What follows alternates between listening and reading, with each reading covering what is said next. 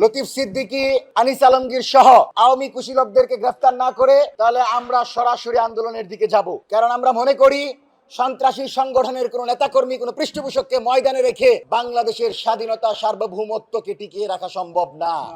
এরা সরাসরি দিল্লির দালাল, এরা সরাসরি আওয়ামী লীগের দালাল। এবং আপনারা দেখেছেন যে শেখ হাসিনা বাংলাদেশে আসার কথা বলছে, শেখ হাসিনা নাকি বাংলাদেশে আসবে। আমরা আমাদের জায়গা থেকে বলি এই সরকার অবশ্যই শেখ হাসিনার ফাঁসির রায় কার্যকর করার জন্য শেখ হাসিনাকে ফিরিয়ে আনতে হবে এবং শেখ হাসিনাকে ফিরিয়ে এনে বিচারের মাধ্যমে সবচেয়ে দ্রুত সময়ে তার ফাঁসির রায় কার্যকর করবে।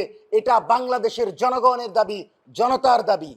এবং যেদিন বাংলাদেশের মাটিতে হাসিনার ফাঁসি হবে, আওয়ামী লীগের বিচার হবে, তারপর আওয়ামী লীগ রাজনীতি করবে কি করবে না সেটা জনগণের সাথে আওয়ামী লীগ ডিল করবে। কিন্তু বিচারের আগে আওয়ামী লীগের কোনো সংগঠনকে, কোনো পৃষ্ঠপোষককে বাংলাদেশের মুক্ত বাতাসে ঘুরতে দেয়া হবে না। মঞ্চ ২৪-এর আজকের এই সংবাদ সম্মেলনের মূল দাবি হচ্ছে আনিস আলমগীর, লতিফ সিদ্দিকী সহ গতকাল তুফাইলের মৃত্যুবরণের পর জানা যায় যারা জয় বাংলা স্লোগান দিয়ে আওয়ামী লীগের পৃষ্ঠপোষকতা করেছে, সন্ত্রাসী সংগঠনকে সক্রিয় করে তারেক রহমানের সরকারকে উৎখাতের চেষ্টা করেছে, সরকার বিরোধী পরিকল্পনার অংশ হিসাবে তাদেরকে সরকার বিরোধী ষড়যন্ত্রকারী হিসেবে দ্রুত সময়ের ভিতর গ্রেফতার করতে হবে। রামিসা হত্যাকাণ্ডের বিচার ১ মাসের ভিতর সমাপ্ত করতে হবে, অর্থাৎ আর ১৫ দিনের ভিতর এই বিচার করতে হবে।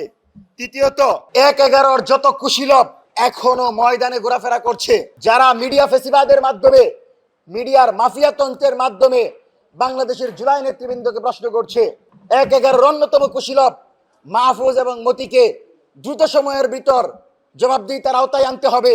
কারণ এই মাহফুজ, মতি তারেক রহমান এবং খালেদা জিয়াকে হত্যাযোগ্য করে তুলেছিল এবং তাদের ডেইলি স্টার এবং প্রথম আলো বিএনপি সরকারের বিরুদ্ধে, বিএনপির বিরুদ্ধে লাগাতার মিথ্যা অপবাদ এবং প্রচারণা করে বাংলাদেশে আওয়ামী লীগকে টিকিয়ে রেখেছিল এবং তারেক রহমানের উপর নির্যাতনের পিছনে এই ডেইলি স্টার এবং প্রথম আলো দায়ী ছিল। সুতরাং এদেরকেও দ্রুত সময়ের ভিতর বিচারের আওতায় আনতে হবে। সুতরাং ১/১১ সকল কুশীলবদের বিচার মঞ্চ ২৪ দাবি করছে। আজকের এই সংবাদ সম্মেলনের এ পর্যায়ে লিখিত বক্তব্য সমাপ্ত হলো। এ পর্যায়ে কথা বলবেন মঞ্চ ২৪-এর প্রধান উপদেষ্টা, ভারতীয় আধিপত্যবাদ বিরোধী লড়াইয়ের অগ্রসৈনিক ব্রিগেডিয়ার জেনারেল হাসিনুর রহমান বীর প্রতীক।